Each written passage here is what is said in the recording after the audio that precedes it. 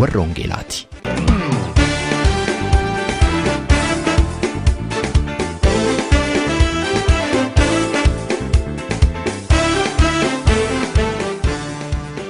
Reediyoon warra Wangeelaa tokkummaa waldoota Oromoo warra Wangeelaa Awurooppaatiin qophaa'e torbanitti si'a tokko guyyaa Sanbata dhaggeeffattoota biyyootii gaanfa Afrikaaf naannoo isaatiif akka lakkoofsa sa'aatii Itoophiyaatti galgala sa'aatii 12 hamma sa'aatii 12:00tti dambalii gabaabaa kiilooheerzii 15,515 yookaanis meetir baandii 19 irratti dhaggeeffattoota kibbaaf giddugaleessa Awurooppaatiif immoo akka lakkoofsa sa'aatii giddugaleessa Awurooppaatti galgala sa'aatii 21 hamma sa'aatii 21:00tti dambalii giddugaleessaa kiilooheerzii 1,355 irratti kan isin qaqqabu tamsaasa Wangeelaati.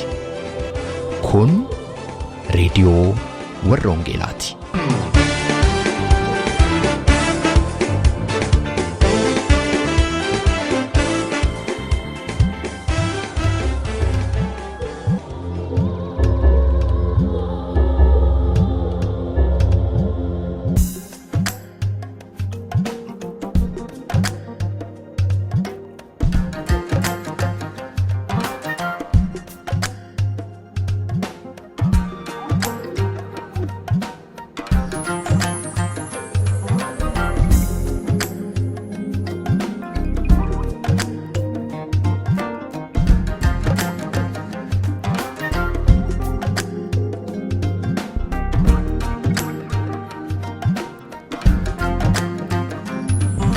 So candidi madidi chenne no gidir wata hofi marma wata hofi kunu gadan de mande bi gofta tabar debi mar hofi so candidi madidi chenne no gidir wata hofi marma wata hofi kunu gadan de mande bi gofta tabar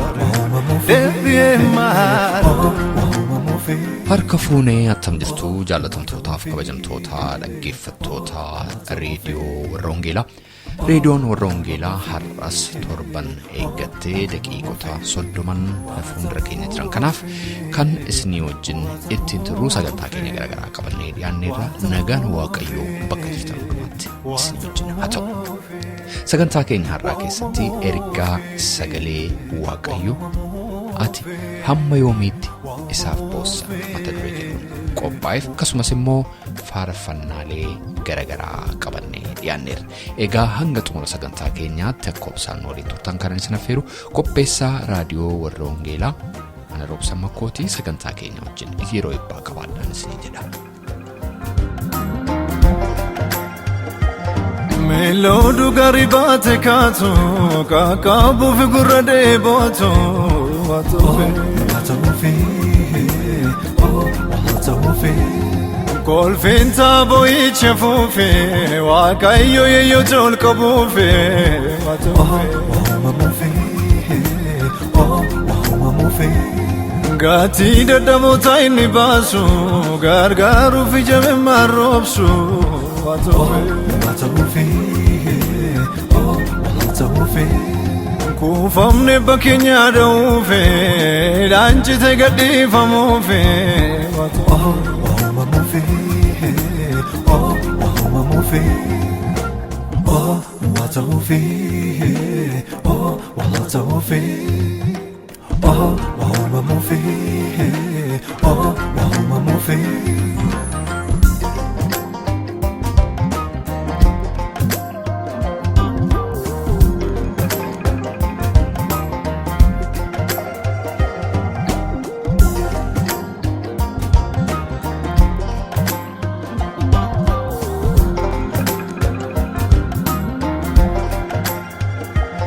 Kakundarare nyatamufe wakayo gadinu jechufe watofe gogina barami tunura se chol janna karmi burra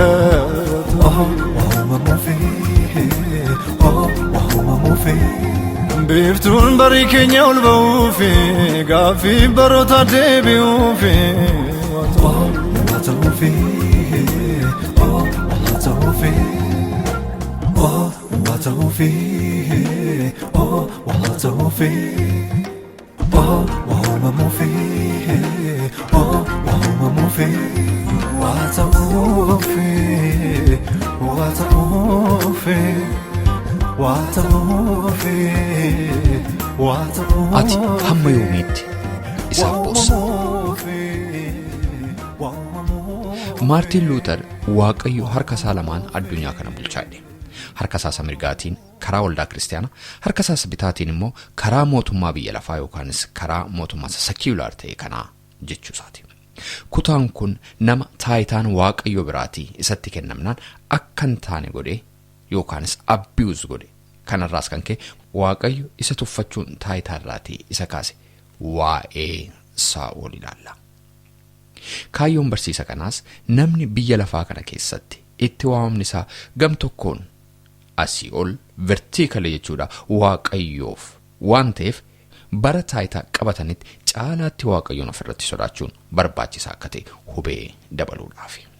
Macaafa Saamu'eel isa jalqabaa boqonnaa 15 lakkoofsa 1 irratti akkana jedha. Saamu'eel yeroo sanatti Saa'oliin ati saba isaa Israa'el irratti mootii akka taatuuf Waaqayyoo akkan si dibuuf ana erge. Amma immoo ati dubbii Waaqayyoo sitti dubbatu dhaggeeffadhu ittiin jedhe. Harki Waaqayyoo inni bitaa isa biyya lafaa kanaa keessatti aboo namaa kenna. Aboo Waaqayyoo namatti kennuuf immoo of eeggannoo gochuun garuu dhimma yookaanis itti gaafatamaa abbaa taayitaa kana fudhatuuti. Namni an harka Waaqayyoo keessa hin jiru ofii kootiin taayitaa argadhe jedhee yaadu yoo jiraate nama of goyyomsudha. Egaa Saa'ol Israa'el irratti mootii akka hin taaneef ergan tuffadhe ati hamma yoomiitti isaaf boossaa jedha boqonnaa 16 lakkoofsa 1 irraa. Boqonnaa 15 lakkoofsa 1 fi boqonnaa 16 lakkoofsa 1 gidduu waggaa 42tu jira. Egaa Saa'ol yeroo umriin isaa waggaa 30 turetti hin jajame hin dibame mootiis ta'e. Garuu yeroo umriin isaa waggaa 72 ta'etti immoo hin tuffatame. Tarii waggaa 42 taayitaarra turuunsa of tuulummaaf abshaalummaan taane akka inni marxifatee deemu isa godhee laata. Keessumaayyuu immoo galgala keessa Waaqayyoon tuffatamuun salphina guddaadha. Saa'ol dogoggora hojjete deebisee suphee Saamu'eeliif Waaqayyoon amansiisuuf yaaluyyuu milkaa'uu hin dandeenye. Waaqayyo maaliif taayitaa Saa'ol irraatii fudhate? Dhimma kana irratti yaada muraasa kaasnee mee waliin ilaaluu yaalla. Inni tokkoffaanii of tuulummaadha. Injifannoo Waaqayyo isaa kenneen Saa'ol Amaaleqoota rukutee Agaagii mootii Amaaleqootaas fayyaatti booji'ee namoota hundumaas billaadhaan hin fixe jedha. Macaafa Saamu'eel isa jalqabaa boqonnaa 15 lakkoofsa 7-8tti. Kun kanaanatu jiru garuu dubbiin Waaqayyoo gara Saamu'eel dhufe. Saa'ol na duukaa bu'uu dhiisee deebi'eera. Inni akka dubbii kootiitti waan hin raawwatiniif isa moosisuu kootiif nan gadda kan jedhutu dhufe. Kun kan inni agarsiisu Saa'ol muuxannoof dandeettii isaatti hirkachuudhaan Waaqayyoon akka inni dagachaa dhufedha. Yeroo tokko Solomoon akkas jedhee kadhate, an quufee akkan si wallaalletti Waaqayyo eenyunni akkan hin jennetti yookiinis immoo hiyyoomee hatee maqaa Waaqayyo kootii akkan hin salphifnetti anaaf godhii jedheetu macaafa fakkeenyaa boqonnaa 30 lakkoofsa 9 irratti dubbate. Inni lammaffaan qabxiinuun ilaallu namusa sammuuti. Isa afaan faranjiitiin moral judgment jennudha. Saa'ol namusa sammuu keessaa hobbaase. Saa'oliif namoonni isaa warra waa'ee hin baafneef warra tuffataman hundumaa garuu raawwatanii hin balleessanedha. Macaafa Saamu'eel isa jalqabaa boqonnaa 15 lakkoofsa 9 irratti. Warra namatti tolan yookaan warra namatti dhiyaataniif carraa jireenyaa gonfachiisanii warra ija isaaniitti hin tolle immoo lafarraatii duguuguun gama kamiiniyyuu fudhataman qabu. Waaqayyoo jalqabatti loogii tokkoyyuu akka hin goone Saa'oliin akeekkachiisee ture.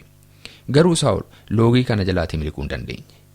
Addunyaa kana irratti wanti hamaan isa kana. Isa tokko ofitti qabanii isa biraa immoo akka diinaatti ilaaluun inuma jira. Kanaaf Saa'oliin of tuulummaaf namusa sammuu ala dalaguutu taayitaasaa akka narraatii fudhatamu isa goosise. Qabxii sadaffaa nuti ilaallu namootni Waaqayyoon tuffataman gara laafina akka isaan hin qabaannedha. Saamu'eel garuu jedha sagalee Waaqayyoo, Saa'ol kana yoo dhagee na ajjeesa attamittan dhaqa jedhe. Saamu'eel jalqabatti Saa'oliif yaaddaa ture, Saa'oliif gaddaas bo'aas ture. Amma garuu Waaqayyo guutummaatti akka Saa'oliin tuffate erga argee hubatee booda mataa isaatiif yaadda'uu jalqabe. Sababiinsaa namni taayitaa irraatii akka bu'u itti murtaa'e namaaf hin ilu waan ta'eef. Namoonni taayitaa qaban gadi lakkisuu waan hin barbaanneef qabeenyiif lubbuun namaa hedduun sababa kanaatiif hin gaaga'ama. Har'as addunyaa kanarratti kan nuti arginu isuma kana. Taayitaan faayidaa qaba. Hin mi'aas jedhame waan yaadamuuf otuu umriin isaanii eeyyame jaarraa tokkoof taayitaarra taa'uuf kan fedhii qaban har'allee hedduudha. Yoodhuma dandeettii gaa hin qaban illee ta'e sobanii dhaadhachuudhaan doorsisuudhaan jiraachuu barbaadu. Pireezidaantii Yuugaandaa ta'ee bara 1971 hamma bara 1979 kan bulche Idi Amin Daadaa barumsa hanga kutaa 4ffaatirraatii kan darbe akka inni hin qabaanne dubbatama. Garuu maqaan ofirra fe'ee deemaa ture waan inni waggaa 100 isa taayitaarra tursiisu fakkaata ture. Garuu kan inni mo'ee waggaa 8 qofa ture. Maqaan isaas akka kanatti raadiyoo Ugaandaatiin waamamaa ture. Kabajamoo Idi Amin pireezidaantii umrii guutuu Fiild Maarshaal Alhaaji Dr. Idi Amin Daadaa badhaafamaa Victoria Cross hojii isaaniitti beekamoo ajajaa waraanaa gooftaa beellada lafaatiif qurxummii galaanaa Afrikaa keessatti keessumaayyuu Yuugaandaatti hinjifataa mootii biyya Ingilizii jedhamee waamamaa ture. Egaa hanga maqaasaa kana waamanii fixanitti bunni tumamee danfuu danda'a jechuun hin danda'ama. Maqaa akkasii ofirra tuuluun saba doorsisanii akkasumas ajjeesanii yeroo dheeraaf jiraachuuf yaalii kan godhanillee turaniiru. Gara Saamu'eelitti yeroo deebinu bakka ajjeechaan jirutti maal gochuun akka malu irraa barachuu dandeenya. Innis Waaqayyoon mari'achuudha. Sababiinsaa Waaqayyo karaa namatti agarsiisa waan ta'eef Waaqayyo Saamu'eel mala akkamiin akka inni itti adeemu isa gorse. Sababiinsaa Saamu'eel lubbuu isaatiif sodaachuun dhugaa akka ta'eef Saa'olis Saamu'eeliif akka innillee waan beekuuf faradatu hin taane goromsa tokko fudhadhuutii dhaqiitii Waaqayyoofan aarsaa dhiyeessuu dhufe jedhiin jedheetu boqonnaa 16:2 irratti itti dubbate. Argitanii Waaqayyo gara isa taayitaarra jiru otoo hin taane isa abbaa taayitaa sodaatee dhiphatu waliin jira. Waaqayyotti hirkatanii ba'uun umrii hamootaa gabaabsa. Waaqayyoon yoo mari'atanii ba'an goromsa dhabanii galuun jirataa garuu isa ba'aniif dhabanii hin galani. Saamu'eel paarlaamaa Waaqayyoo taa'ee isa tokko buusee isa tokko mude. Yeroo hundaa kaayyoo hundumaatti odeessan hundis namaan gammadu. Of eeggannaadhaaf haala dhokataa ta'een itti adeemuun kun waan barbaachiseef sababa qaba. Saa'ol dogoggora isaa hubatee taayitaa waan hin gadhiisneef taayitaa haala nagaan Daawititti dabarsuuf fedhii waan hin qabneef atuu Saa'ol Daawitii waliin walii galaniiti eebba gara fuulduraa jiru waliin nyaachuu danda'u turan. Garuu inni akkuma tilmaamame Daawitiin hari'achuutti fufe. Biyya lafaa kana keessatti walii galuun rakkoo maraaf furmaata guddaadha. Ana duwwaatu furmaata, ana duwwaatu beekaadha, ana duwwaatu mul'ata qaba jechuun furmaata ta'uu hin danda'u. Dhaloonni gama hundaan barannitti gabbataa dhufetti ana malee jechuun rakkoo guddaa fida. Dhaloota gama hundaan hubeensaa gabbataa jiru kana kan gitu deebii kennuun gaariidha. Hubannaan tirata yookaanis immoo evolutionii keessa darbee as ga'e seenaa mataa isaatii qaba. Baratti dhalootni gaaffii tokkoyyuu hin gaafanneef isumatti himame fudhatee barannitti jiraatu tureera. Garuu kun darbeera. Barri tokko dhalootni gaaffii itti gaafatu. Garuu kan deebisaniif gaaffii tokko malee fudhatee barannitti jiraatu tureera. Garuu kunis darbeera. Bara dhaloonni gaaffii itti gaafatu. Deebii kennameefis ibsa dabalataa kan barbaaduuf falmii kan kaasu ture jira. Baratti dhaloonni gaaffii gaafatu. deebii ragaa qabatamaadhaan kan barbaadu, deebii kennamuufis dhugaa gita ta'een ilaalee fudhachuus dhiisuus kan danda'u amma gabaarra jira. Kanaaf kan sodaatamuu qabuuf xiyyeeffannaan kennamuufii qabu taayitaa otoo hin taane dhaloota kanadha. Egaa xumura irratti namootni waldaa kiristaanaas ta'e sadarkaa kamiiniyyuu taayitaarra jiru kanarraatii maal baranna jedhee ilaaluu qaba. Inni jalqabaa Waaqayyoon ofirratti sodaachuudha. Kanaaf dubbiin Waaqayyoo ogummaan inni jalqabaa Waaqayyoon sodaachuudha kan inni jedhuuf. Inni biraan immoo ejjennoon ofii sirrii ta'uusaa sakatta'anii ilaaluuf sirreessuu danda'uudha. Inni sadaffaan immoo Waaqayyoonis ta'e nama gowwomsuu yaaluu irraatii fagaachuudha. Saa'ol aarsaafan fide jedhee fakkeessee haasa'aa ture, garuu dubbichi dhugaa of keessaa hin qabu ture. Lubbuu irratti loogii gochuu dhiisuu, lubbuudhaanis ta'e hamileedhaan ajjeesuu irraatii of qusachuu. Yoo kana yaada keessa galfachuudhaa baanne Waaqayyo nu tuffata. Nu tuffachuu qofaatu hin taane inni harka wayyaa jalaan nurratti hojjeta. Atuu Saa'ol quban qabaatiin Waaqayyoof Saamu'eel dhoksaatti waa hojjechaa turani. Yeroo Waaqayyo dhoksaatti nama irratti hojjetu basaastuun kamiyyuu, gurri hootuun kamiyyuu bira ga'uu hin dandeessu. Waaqayyo yeroo taayitaa irratti nama tuffatu wanta raawwataman keessaa inni tokko lakkoofsi deeggartootaa xiqqaachaa deemuudha. Waaqayyo Saamu'eeliin ati hamma yoomiitti isaaf boossa jedhe. Kana jechuun Saamu'eel kana booda deeggartuu Saa'ol miti jechuudha.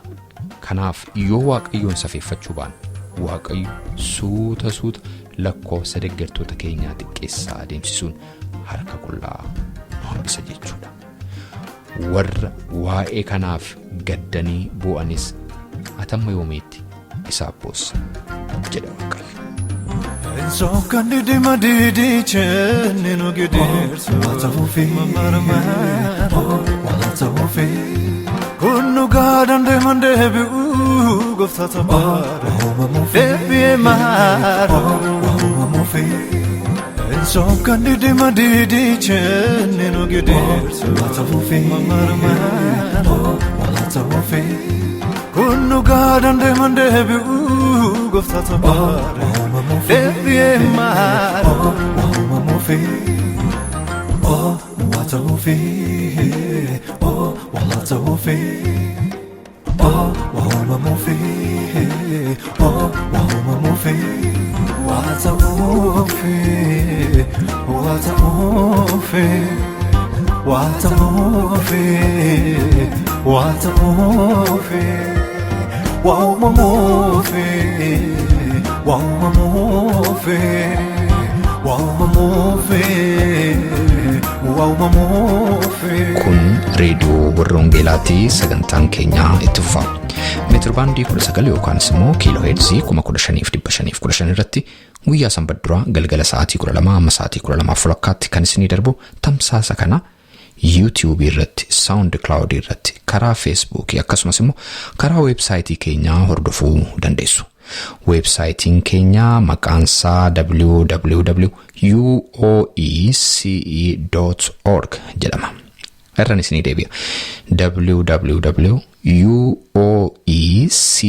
www.uoece.org jedhama. Dhaggeeffattootni keenya biyya Ameerikaa immoo itti dabalaan lakkoofsa bilbilaa 51824 7 irratti tola bilbiluudhaan akkasuma nu dhaggeeffachuu akka dandeessan isin yaadachiisa. Facebook irra jirra, like nu tolcha, YouTube fi SoundCloud irras jirra, subscribe gochuudhaan karaa isinitti tole nu hordofuu dandeessu. Yeroo nu hafe keessatti immoo faarfannaa kadhataan see jiru isin affeera. Egaa hamma xumura sagantaa keenyaatti yeroo eebbaa qabaadha. Keenya engodi wantan taane sitamane maqaa keenya ergabaane malkaane warra argatan badhaasa nuuf taasise malee engodiin badisa.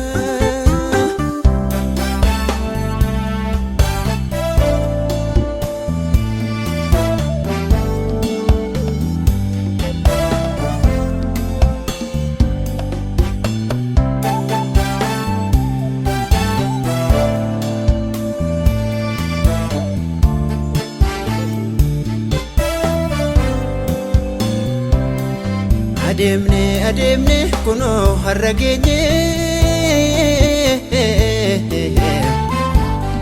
Jebboo fi cunqursaa hundumaa dandeenye kan xiyyaa darbatu bulee ka'ee jira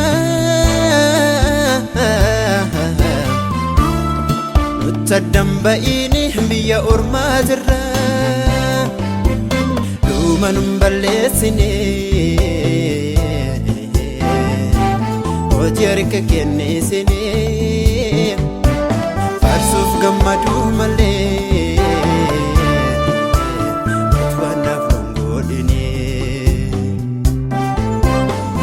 Manum balleessine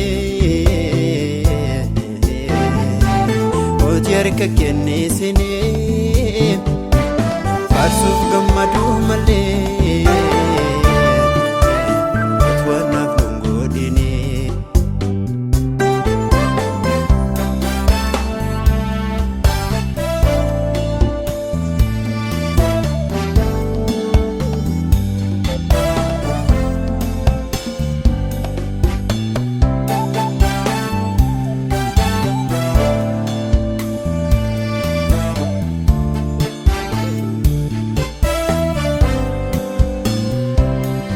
Jalqaba keenyatti harkeenuuf reebame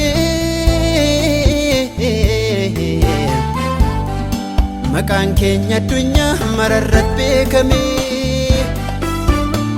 simboo nutti goote hundaan kabajamne homaa bu'aan qabu mootummaa kee hodhamne dhuma nun balleessine hojii harka kenneessine faarsuuf gammaduu malee waan naaf hin godhine dhuma nun balleessine hojii harka kenneessine faarsuuf gammaduu malee waan naaf hin godhine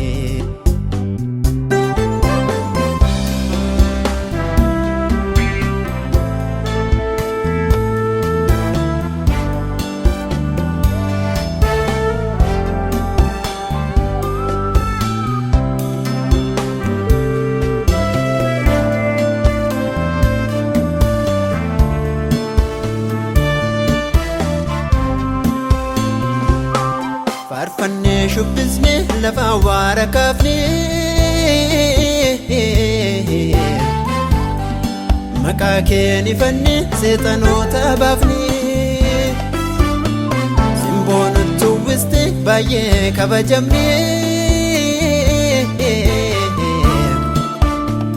waan xinnoon xaxamne kufne kan argamne dhuma keenya hin godhi waan tantaane sitta manne maqaa keen erga baane milkaa'ane warra argatan badhaasa nuuf taasisi malee hin godhin badisa dhuma nun balleessine hojii harka kenneessine faarsuuf gammaduu malee waan naaf hin godhine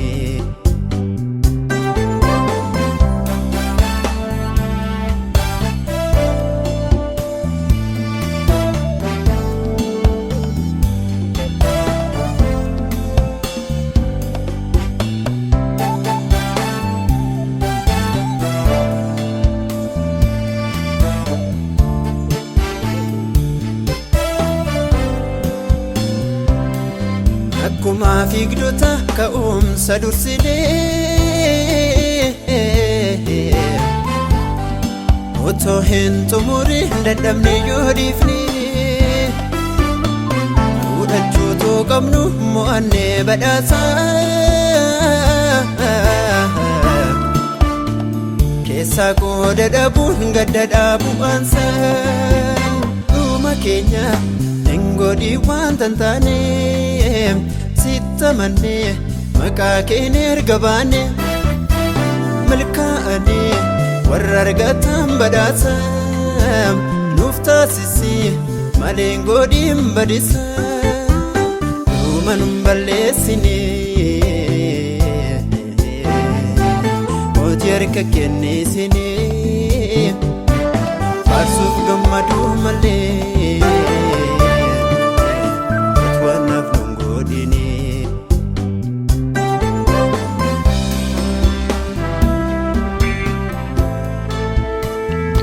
dhaggeeffattoota keenya sagantaa keenya irratti akka eebbifamtan abdii qabna. Waa'ee sagantaa keenya gaaffii yookaan yaada yoo qabaattaniif karaa teessoo xalayaa keenya rwv@tevelingsvine13 Oslo Norway jedhaatiin nu barreessaa yookaanis karaa iimeeyila keenya raadiyoowarrawangeelaa@gmail.com jechuudhaan nu qunnamaa. Torbee sagantaa biraatiin hamma walitti deebinutti nagaa waaqayyootiin tura.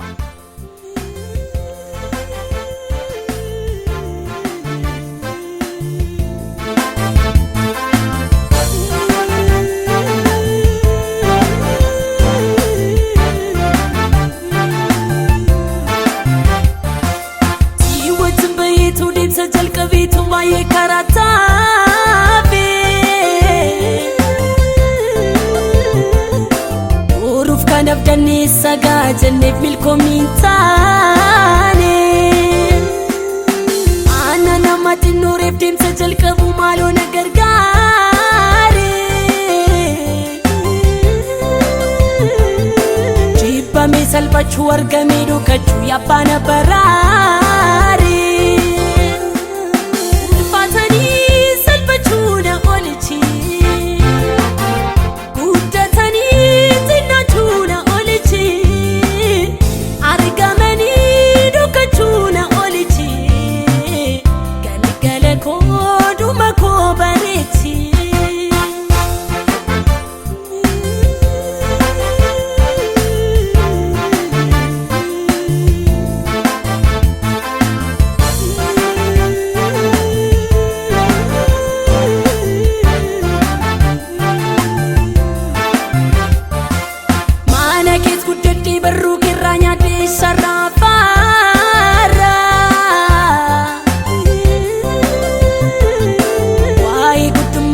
Lagi farfadhe uumama lafaarra Guyyoon sambayyaati haalli naaf mijate sinis akkan deemne jalqaba koo mannaa dhuma koo fubannaa kufi akkan hin taabne ulfaatanii salphachuu na oolchi